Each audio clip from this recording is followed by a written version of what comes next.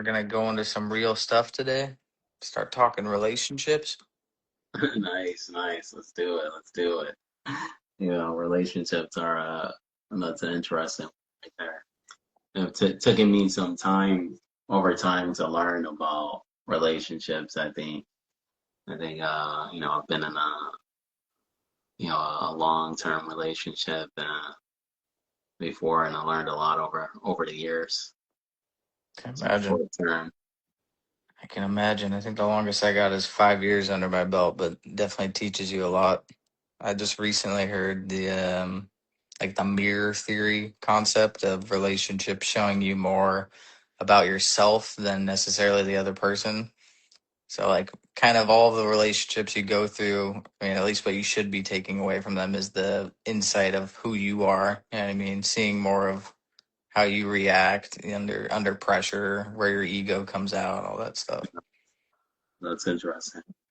Like I've seen a lot of couples. I feel like sometimes when couples are like agitated with each other or they're fighting about certain things, a lot of times I've seen couples like just friends of mine that I know where they're so similar to each other. Like the very things that agitate you about, even within my own relationship, is like maybe sometimes the very things that agitate me about, the person who I'm with a lot of times are things that exist within me. I'm just seeing it's kind of like the mirror thing you're talking about. I see it. You're just seeing it reflected back at you, but you're not used to seeing it from that perspective. All right. Yeah, that's super interesting.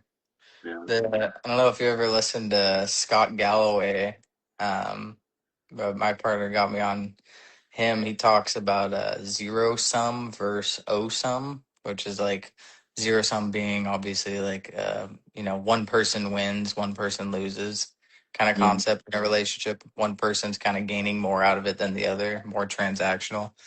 And mm, then O sum being more like O as in positive, where, both people ideally are putting not necessarily 50-50 in, but like 60-60, so that the goal is that you're kind of compounding with each other as opposed to competing. that makes sense actually. Like two big different type of relationship types. And you can kind of see it with, like, I mean, I could just think of a couple friends where they're always at each other's throats and it's always like some kind of competition, of leverage. Like you did something wrong, so they're gonna like hang it over your head. And there's Right. always something. It's like a tit for tat transactional relationship. Yeah. You did this, so I'm gonna do that. But because I think your sound cut out. you hear me now, Yeah, I hear you. that's weird. I got some pop up. um No, but that makes a lot of sense though, actually, because I feel like it can get like that sometimes, where it's almost like it becomes like an ego battle, where it's almost like when you're one person has to admit that they're wrong versus like the other person, and then it becomes almost like an ego battle of like, you know what, well, you were wrong this time. It's like you need to just admit that you were wrong, and I think it's like if you feel the need to win arguments in your relationship, you're already kind of losing it. You know what I mean? mm, You have like the lower hand there because I mean, like though ideally you wouldn't want to be in a situation where you're trying to win one over on your partner, where it's yeah, like I got you kind of situation. yeah, Because what are you gaining out of that? Then your partner's mad at you, and then you still have to go to bed with her. yeah. So you're not Now really. that's a interesting, because okay, what do you think about this with that? So what do you think there's ever a situation though? Because let's say like with that, like you set up a situation where there's a no win, space. Like we're not trying to win over each other. Like there's no victory. But do you think there's ever like a situation um where one person does have to admit fault? Because does that set up the situation where, okay, it's like, hey, we're not trying to win anything here, so I don't have to admit anything. Right. No, I think I get what you're saying. I think it should be, in a perfect world, like you mess up, you admit to it. But it does suck when you're in a situation where it's like you see your partner at fault for something and they won't like, it's not like you're looking for an apology, but they don't want to like own it. They'll kind of throw it back at you and be like, well, you did this, so I did that. And then it's like then you'll neither of you will ever win, and then you kind of Yeah, have to find a way to get over it. Sometimes yeah, it's almost like one person just needs to concede. You know what I mean? yeah, yeah. Once you Or get to a stalemate like that. you ever heard that term like sometimes winning is losing? That you feel like Oh, that sometimes even in an argument. You may win an argument, but you're losing in terms of, sometimes to win it doesn't it doesn't really pay off. yeah, it's interesting. I think relationships as a whole, you could say that like most people don't like fall out of love doesn't break down in relationships for any other reason I think other than like unmatched ego. So it's just like Mm, you're not necessarily falling out of love with each other. Of course, there's situations like that, but I think the more deep rooted thing is there's an identity issue. You know what I mean? mm, There's something that's not fully developed in you or your partner. Call it ego that like you yeah. haven't reached that level to yet. Two egos. The egos are growing, and Right, instead of the personalities growing to merge together, kind of. That's for interesting. sure. You see relationships where it's like they're always it's almost like you're mistaking arguments and stuff like that for passion, like it's a passionate relationship, but Yeah. it's almost like there's a subconscious addiction to like drama or chaos. Like you see these people that Mm, always feel like there's got to be something to quarrel about. You know what yeah. I mean? It's like you almost don't want peace because you're so accustomed to that Mm, some issue boiling up somewhere at some point. yeah.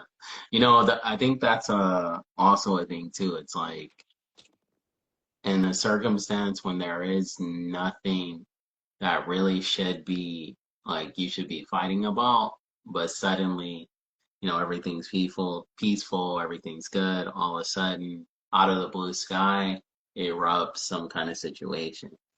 I've been through that before, and I think sometimes, even we've recognized in the past is that sometimes it's the mind almost looking, grasping for something to worry about or Right. to yeah, it's like it's not even like something intentionally that's being intentionally done, but it's just something that it's just the brain's mechanism to work. And when you sit and take the time to reflect and you realize, wait a minute, like nothing's actually going on in the situation. It's just my mind playing games with me right now. Sure. How many times have you had arguments and then like once it's all said and done, you're just like, what were we even arguing about? And it's something so trivial. It's like you didn't take the trash out and whatever. I It's can't usually, believe you. yeah, I You think a know, lot of times it's not the issue. It's just, it's manifesting from someone. If you have mm, a bad day or whatever, and you're the type to do that, like you're just trying to find someone to let it out with.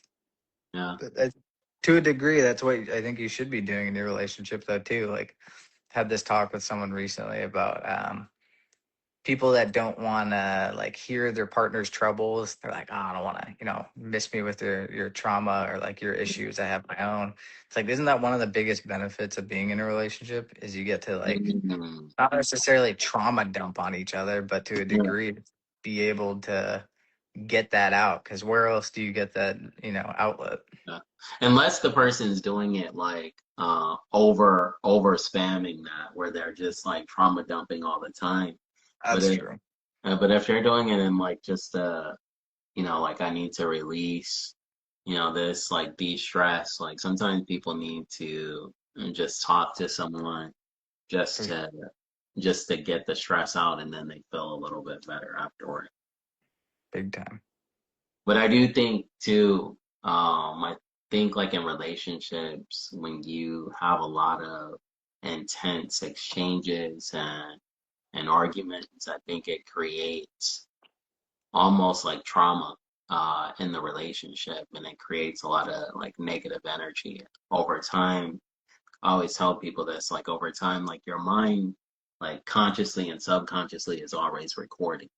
And so when these experiences build up over time, like it creates a density in it over time. And that's why it's not that love necessarily disappears, is that the trauma, like I'm speaking also from an energetic perspective because that's the background where I come from. So I always think in terms of energy. And so Right. when you're always creating these negative thoughts and negative energies and all these things, this conflict, it's not that love actually disappeared. It's that you created so much negative memory, negative energy that it almost blocks or overlays the love that's there. And so I think it's also important to do, certain practices to kind of cleanse that and remove it and get back to that base love that's there actually. What would you recommend in that circumstance? Because it makes me think of even just past relationships of like, when stuff tacks on for so long, years pass, you kind of like you lose trust in your partner or vice versa due to actions, things like that. Like, what do Yeah. you do in that case, at least from an energetic standpoint? Like, can you sage each other off? Is there a Yeah. meditation that helps? I mean, even just general meditation will do it, because it helps cleanse the energy. But if you do like a love or compassion meditation, or you do like especially specific to that person, so that's also cleansing, and it's also re-recording over the memory too, kind of like the energetic imprint of the memory. That's interesting. Yeah. Like That's people don't think in terms of that, but it's like I heard Tony Robinson say something like this too. He was telling this interesting story about how him and his wife was traveling on vacation, and I guess there was like an issue in terms of like their baggage and luggage, and he said like they were like whoever was handling the hotel or whoever was handling the luggage was messing things up so much, and he was so agitated, and he had some important business stuff that was going on, so he was super agitated, and his wife was with him, and then he said they go to the hotel room. He gets into the hotel room, relaxes. His wife's in the bathroom, like getting ready or something. And then he says, as soon as she comes out, for whatever reason, he gets like agitated again, and he just starts like, mouthing off and going crazy. And then she just looking at him like, calm down, like, what's wrong with you? And then he said he realized in that moment that his mind was just reacting to the trigger of, because she was present during the stressful, moments that he was having. So when his mind seen her again, it also connected those stressful moments to her just because she was present there. Oh wow, that's Yeah, interesting. and I was like, man, that's interesting. That makes a lot of sense, actually. Like your mind, how it works, especially when you experience certain trauma, it connects it with even people that are just in proximity to you, because it's connecting the memory to them. That's super interesting. That makes sense. Makes me think of even family, like the things you go through with your family members and how, you view your brothers or siblings or parents for that matter differently because you've been through so much with them that Yeah, you can't help but see them, in that way. But yeah, I think same thing with relationships is it's hard, especially when you sever trust with your relationship, like how to build back from that. You know what I mean? And it's like that you could say you forgive someone, they did something, they wronged you in some way or another, but it's so hard to fully eliminate that. You know yeah, what I mean? See them, interact with them. It's interesting. true, true. Like I even heard an interesting one where couples who have been through like a really like hard trauma, Like it has, like, let's say, for example, like something crazy, like losing a child or something like that. Like 80%, they have like an 80% divorce rate. Yeah, because they have what they think is going on is like the trauma, they relate it to each other. So if you think about it, it's like you go through something so traumatic, you don't want to be reminded of it. Like even subconsciously, like you're going through the trauma with that person. So it's like you, on a certain level, you connect the trauma with that person. That's interesting. You think about it, it's like to a certain degree, it's not even the person's fault. It's just the proximity. Yeah, you're like guilty by association. Yeah. That's Like interesting. you, like Yeah, how many things are affecting like us in our relationships that we don't even realize that's happening just because it's just purely just the nature of how the mind works or just subconscious like program. that's a good thing to put awareness on for sure. Is like, I mean, and I like, I love that you do that too. Is shed the light on kind of the energetic components that usually you're just, if you're not thinking of it, you're not aware of it, then you're seeing only through one lens when that's like multifaceted of all of the Yeah. things around us that are impacting us constantly. Things like that, how your brain associates things, why you act the way you do. It's like one of the things that I try to implement too is to give the benefit of the doubt is because there are so many things happening. Like I think like this is such a key thing in a relationship, especially during intense like exchanges or certain things that's happening. So like if you can allow the person at least the benefit of the doubt, like let's say for example, it's like, maybe they just had a bad day, an off moment, or whatever. No one's perfect. So if you can just give the person the benefit of the doubt, it loosens the intensity of everything. I like that strategy. That makes sense. I think in general, not even just to your own partner, but to most people. You know what I mean? You notice how when like you're having a rough morning, you kind of attract more shit, like Yeah, yeah, more. You like stub your yeah, toe and it falls into something else. Have you ever had that where yeah, having a pretty rough day and your partner's having a rough day? And at the end of the day, when you see each other, it can go one of two ways. It's either you both like compound together and it just gets worse because like you're in a shit mood, she's not in the best mood, and it's just like butt heads already. Or it's like you can both kind of shake it off and just be like, like wash it out and just start fresh. Seen exactly. both. The latter's definitely preferred. Yeah, that's true. Especially when you're both agitated and you can feel the energy in the room. That's one where it's so quiet, but it's so loud. It's like can't shake it. Now, have you ever heard of the love languages? Through several women I've heard of it. I'm Yeah, 100% on like people are like, what is your love language? Like, not I think it's 100%. Like, what is it? One's like giving gifts. The right. other one's like Words of acts. affirmation, Yeah, words of affirmation, uh, acts of service. stuff like that. Yeah. It's like Yeah, cooking for your partner or yeah, showering them yeah. compliments. Or spending time. I think spending time is another one. Right. Or material, buying things for them. How you show love to other people. Yeah, I think it's a nice way of describing it, but I don't think it's almost like I don't know any box that you put things in. yeah, I'd say I have multiple things that I would do. It's not like I have one love yeah. language and it's just buying gifts or something. For me, it does help me though frame it to understand like, oh man, like there are different, like she communicates differently than me, or oh she receives love differently. Because I think especially in my personality, I would assume, I think a lot of people do this, is like sometimes you assume like the way you feel or what you're feeling is the way that the other person is feeling or the way they receive it, just For sure. because that's how like I communicate or that's how I receive it.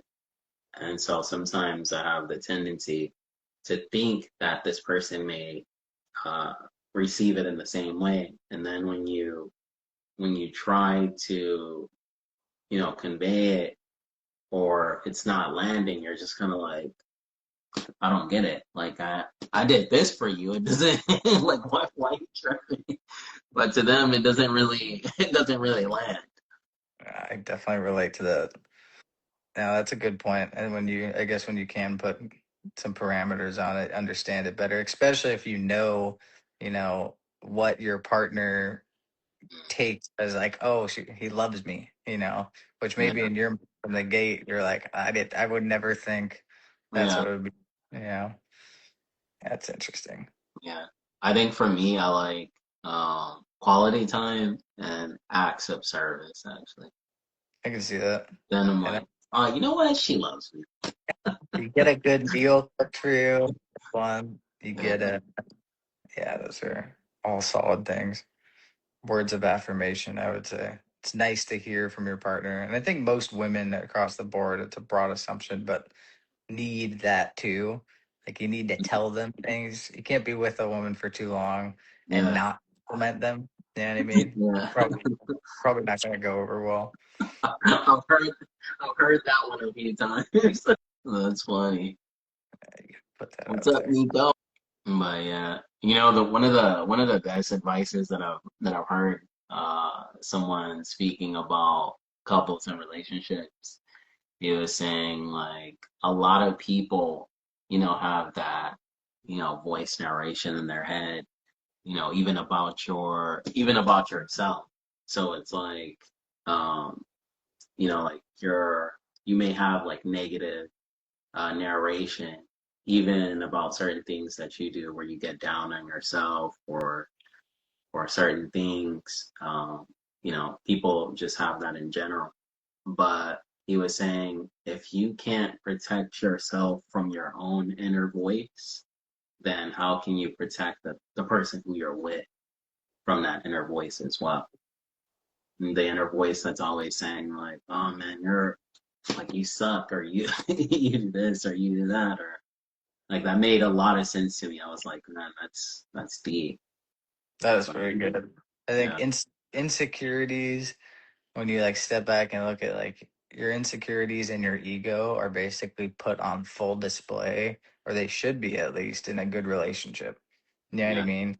And I think when you're holding back, your like fear of being too vulnerable or going deep with someone is usually that, and I think those are two big factors of why relationships can go wrong too, is when your mm, insecurities come up, and that's what can, surface as like jealousy or judgment, lack of trust. It's like it's similar to what you were saying earlier, is like you sometimes think, and I think a lot of people do this, that the person you're talking to or with your partner, your relationship, you assume that they know how you feel because that's how you internalize it. You know what I mean? yeah, yeah. And I think most of the time that's not the case, but insecurities and ego for sure are two big components in relationships in general that need to be sorted.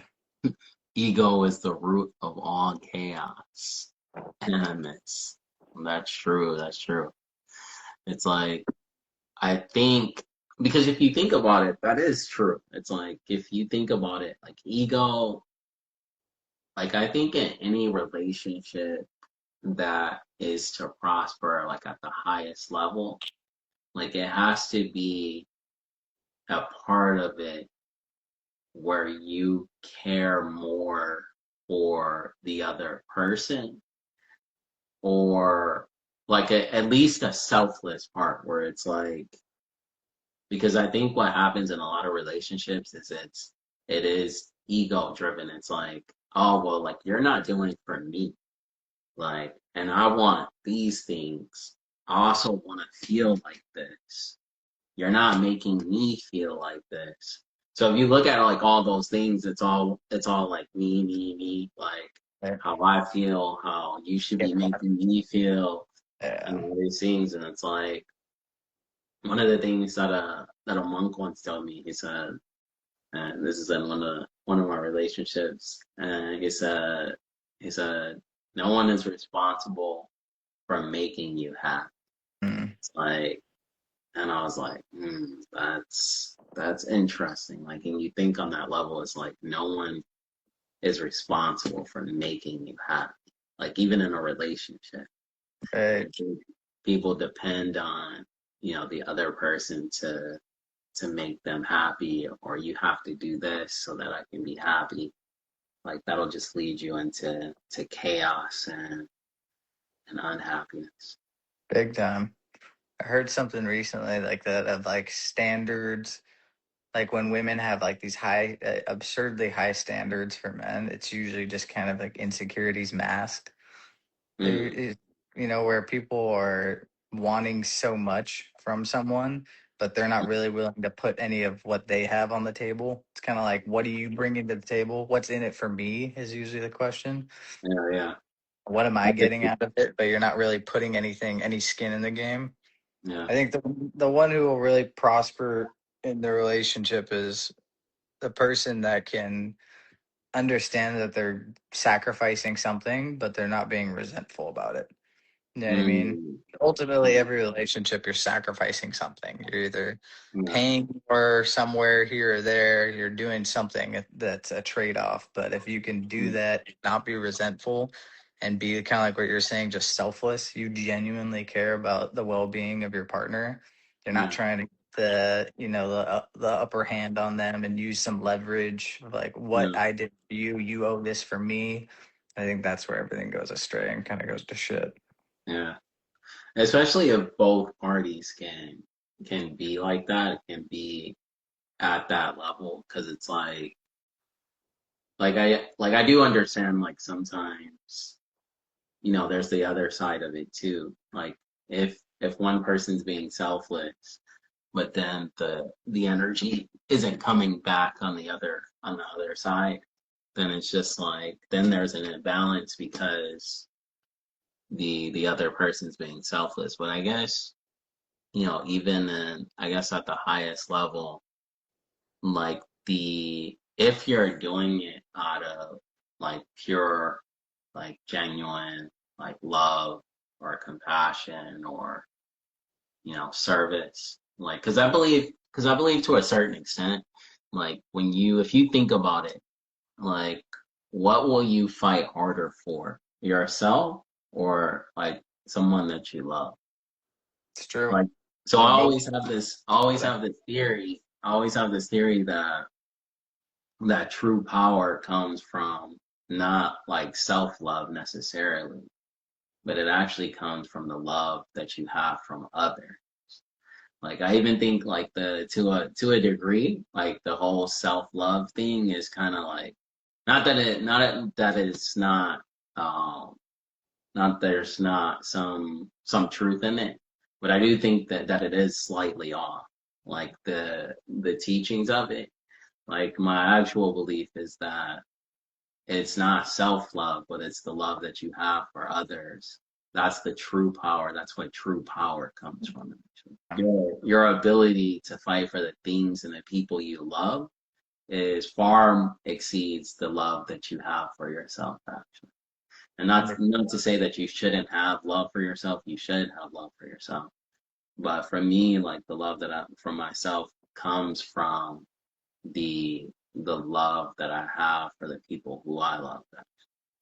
Big time. I think you said it perfectly. I think it can go too far, like anything, and you see it, you know, with like call it selfie culture. Everyone's so absorbed in their own self identity that I think that gets taken too far nowadays. Yeah, Not point it specifically at women, but I think you see it more so with that, with the love yourself, it's all about you kind of thing. Like I think that can be taken too far, but you can also only love someone, as much as you can yourself. You need to be able to have some respect for yourself and love yourself in that regard to be yeah, able to even share that with someone else. Because yeah, you're always ripping into yourself and you feel like a mm, shitty person, you haven't forgiven yourself for your past, this and that. I don't think you'll handle too long in a relationship because you have mm, to get over that hump yourself. You know what I mean?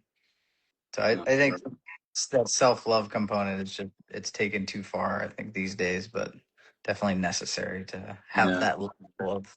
love and respect first. Because maybe even you to that is a lot of the issues that do happen in relationships in general comes from people's lack of love for themselves, the insecurities and things like that. 100%. I think a lot of the times that's the case, but it'll surface as, like petty problems that you'll nitpick at each other about. But the core of it is usually something in crisis in identity, your own ego, where Yeah. you're at. What's interesting is that you can, I did read this, that you can meet the right one, but maybe it's not at the right time. Whether Interesting. self or the other person isn't at that developed level that you would want them to be, or maybe even yourself. Yeah. So in a good situation, you and the person you're with can kind of grow together, compound that, where you both can see the flaws in each other. But Yeah. like I'd give that benefit of the doubt of like, you're not a bad person. You're just still kind of growing through shedding your ego, whatever it is, and you can kind Mhm. of build together from that. But I think that's a big component. That makes a lot of sense. Like you can meet the right person, but not be in the right place at Right. the right time for that connection. That reminds me of something that I heard Tony Robbins say. Not that I'm a Tony Robbins freak or anything, but He's a cool guy. I'll give him that. hey, dude, he's been around since I was a kid, bro. I've been watching him since I was like a kid. Like That's seeing interesting. his, he used to have these infomercials on TV, but yeah. But I seen him. He said something about people always say like, I want a person who's honest, I want a person who's fit, who works out, who cares about this and all these things, and like they'll have this like long list of things that he talks about or that they request that they want in a mate for a potential mate for them. And then he said he would have people like write it down on a piece of paper, like write all the things down that you want in this person. And they write it down, and then he tells them, "Now go to the mirror, put that up in the mirror, and ask yourself, how many of those traits do you have?" And he Right. was saying, because you usually attract a person who's similar to you.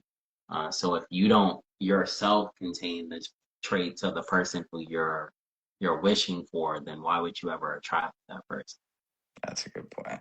Yeah, I think that could lead into, modern dating culture. I can only imagine with women, especially even if you're just mildly attractive, you're just getting blown up on these dating apps by so many dudes. So you have this illusion of like, I got options, I got choices, and Yeah. that has to for sure screw with, your relationships because you're always in your mind going, I got, this guy's it. Like he's cool. He meets all these check marks, but he doesn't earn six figures a year. He doesn't have that great of a body. I got 40 other dudes in my DM. That's They're in crazy. like perpetually dating Yeah. mode. It's Yeah. gotta, it just It's sounds tiring. almost like it's almost slide to the new one. Slide to the Yeah. new one.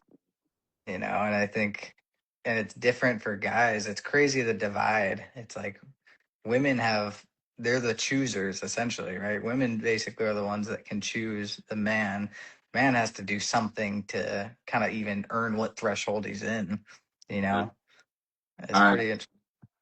That's interesting. All right. A friend of mine, he told me he's married, but he was like, man, he was like, I'd hate to be dating him this time. And Right. I was like, why?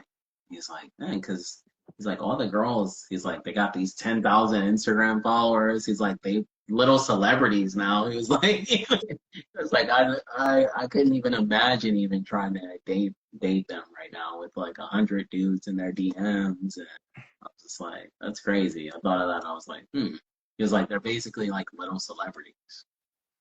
Yeah, that's got to do something to your ego, Yeah. when every day, especially when you feel compelled. It's crazy stepping back aside from just relationships, just social media and in general, and these dating apps and how it's altered people's reality so hard. your own mindset. You're always constantly thinking like where you can be or where you should even go. It dictates your life. Oh, we should go to this restaurant because their place is really nice and it's trendy and we could take photos of this and that or whatever. Yeah, Just putting, off topic, but sometimes I trip out on that when you see these influencer types that you're just like, you're not even in reality anymore. You're just yeah, trying to manage your Instagram feed or whatever. yeah, What looks good, taking advantage of those opportunities. You're not like present if you're always recording stuff. yeah, yeah, yeah. Sound I sound like a boomer, but Yeah, I've heard stories about like people who've like been in that lifestyle and then all of a sudden they're just like, yo, I can't handle this anymore. It's too much. sounds draining. Yeah. And now, brother, I think the conversation with you, bro, always, always. Always a good one. Looking And forward to the next. thank you guys for joining us once again. We'll be here next Wednesday, same time, Sundays as well at 11 a.m. Right on, man. My friend. Good chatting with you, bro. Love you, man. See you soon. See you soon. Bye, Peace. guys. Bye, everyone.